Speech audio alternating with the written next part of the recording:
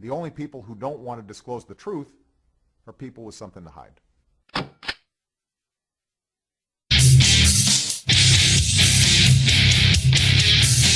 Okay, we're back, and I have Mr. Mike Zullo on the line. He's lead investigator for Sheriff Arpaio's cold case posse. We're going to get right to it because there's some important issues. Now, Mike Zullo is coming off of a presentation that he gave at the CSPOA, the Constitutional Sheriffs and Peace Officers Association. And there were two, it was in, I would say, two phases. One was the public presentation. Mike, if you can help me out here, there was a public presentation where you were able to reveal stuff that's been in front of the media. It's been out in the open. The evidence concerning your investigation. You presented that to some people that hadn't been following it. They were surprised. And then, sir, tell us about your experiences when you went behind closed doors with sworn peace officers that saw some additional information. Well, Pete, we were scheduled to do a 1-hour general presentation to the general public. I believe that was live streamed. And then I was set to do a 1-hour presentation to sworn law enforcement, elected officials, attorneys, all under the guise of confidentiality, which they all agreed to.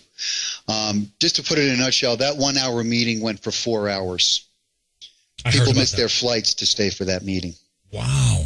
As we were doing this, and we started to reveal the abundance of evidence we had, it was a little difficult at first because these cops hadn't been following this. They were like everybody else. Some of them only heard it, as it was going by before the elections. Then there was the production of the document, and they heard the cries that it's fake, but they didn't pay any attention to it. Once we laid this out for them and we revealed information to them that we have never revealed to the public yet, evidence that we have, literally sworn police officers, people that investigate serious crimes, homicides and shootings and whatnot. Some of them literally gasped at times. Some of them, their jaws dropped. I had one sheriff come up to me and tell me that he had not followed this, didn't pay any attention to it, and after today, he is a believer and is going to begin following it.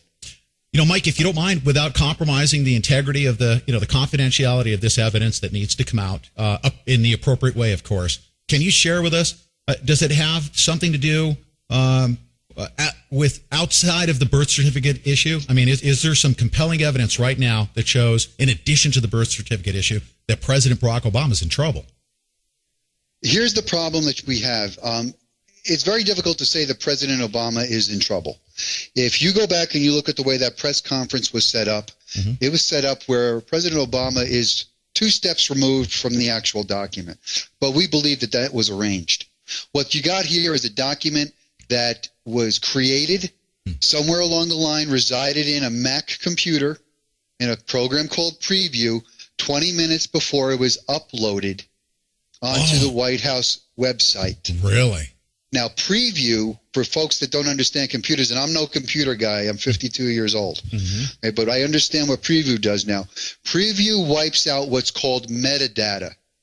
Metadata is the computer information that would have showed you how the document was constructed and other documents that were used and other processes that were used. Preview wipes that out.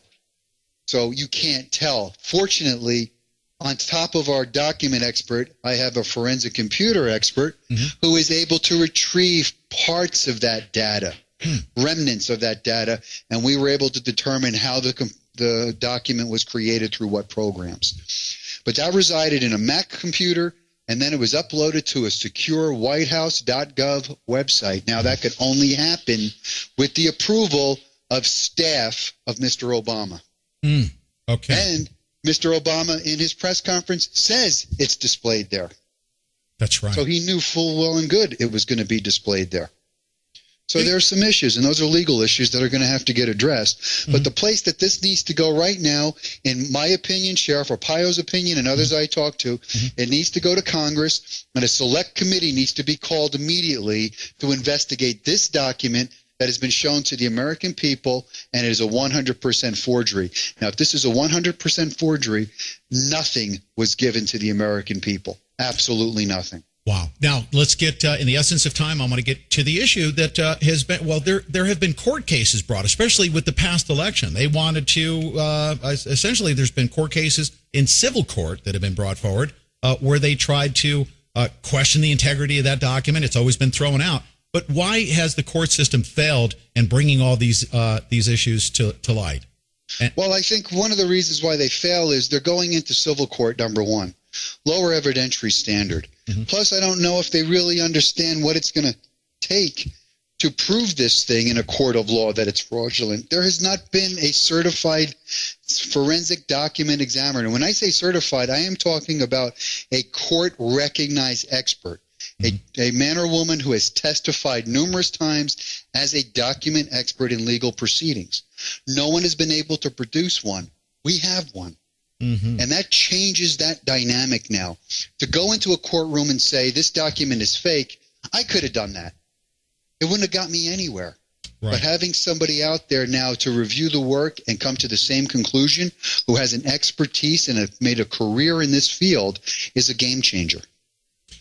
Now, I know that you can't. As a matter of fact, tell us why you can't reveal certain information to the general public that you were only able to reveal to law enforcement. Well, you just never do that. I mean, let's face it. You don't put it all out there for the general public to see because that's the way things get tampered with or people get tampered with. There you go. The other thing is you want to keep some of this stuff close to the vest. Okay. The time comes, it will be revealed, but it'll be revealed after this thing gets adjudicated. Now, that's my next question. There were people that were in that room outside of law enforcement. Was there a congressman in the room or any congressional authorities, any constitutional attorneys that were present during that confidential meeting? There were constitutional attorneys present. There was a congressman who was present. He did not stay for the entire presentation, but I had also had a prior meeting with him a few months back when I went to CPAC. I had a private meeting with him at the convention, and he has asked me to make arrangements to come to Washington to fully vet him. And that's the wrong word, to fully apprise him of all the evidence and all the circumstances. He is very interested and very concerned. Okay. Then at that point, what is the next step? How soon do you think before this information is going to be brought before maybe a congressional hearing? This is vital information that needs to be brought forward. It is vital information. And, unfortunately now we're coming up into the summertime. Mm-hmm. And I know they go on recess there, and we're going to have to see how that plays out. Mm-hmm. But I would think within the next 3 months or so, you're going to start to see some things really start to unfold. I have been getting telephone calls since the day I got back from sheriffs across the country asking me to come down and show this information mm-hmm. to constituents that they have. Mm-hmm. And we're going to do – this is going to start to get expensive, Pete. Yeah. A lot of traveling involved. But we're not stopping. We know what we have, and we know it's a felony, and somebody needs to answer for it. Somebody out there created this, and whoever created it was accomplished by somebody in the administration to put it up on a website. Here's my next question to you. We have a few moments here, and I want to make sure that I get this out. These aren't just civil technicalities that need to be litigated between corporations. These are crimes that have been committed. Why is it that if I commit a crime, I'm brought to justice swiftly? If the President of the United States commits an even more egregious crime, because I would never do what he's done, okay? I would not be submitting a fraudulent document to the American people on whitehouse.gov, period.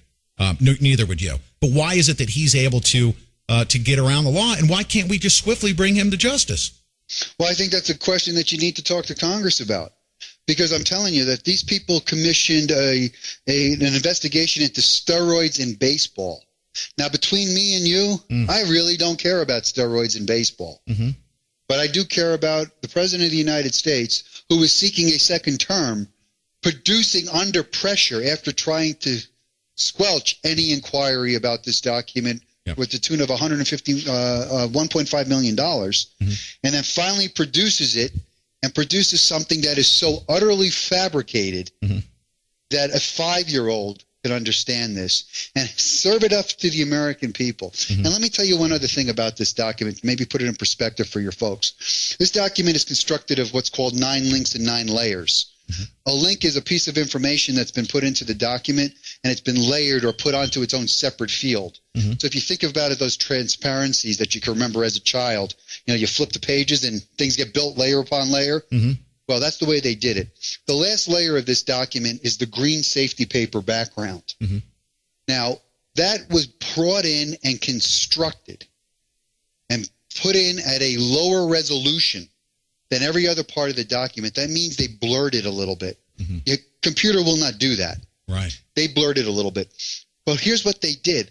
They knew in selling this fraud to the American people, this is what the unsuspecting public would expect to see, a document with this safety paper.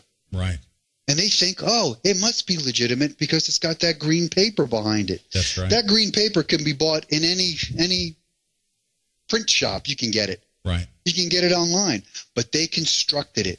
Yeah. And here's what you got to ask yourself. Common sense says this. If you have a real birth certificate and you have to display it to the world, you take a photo of it with your cell phone, you take a photo of it with a camera, you put it into a JPEG file, and you upload it. Take you a minute and 30 seconds.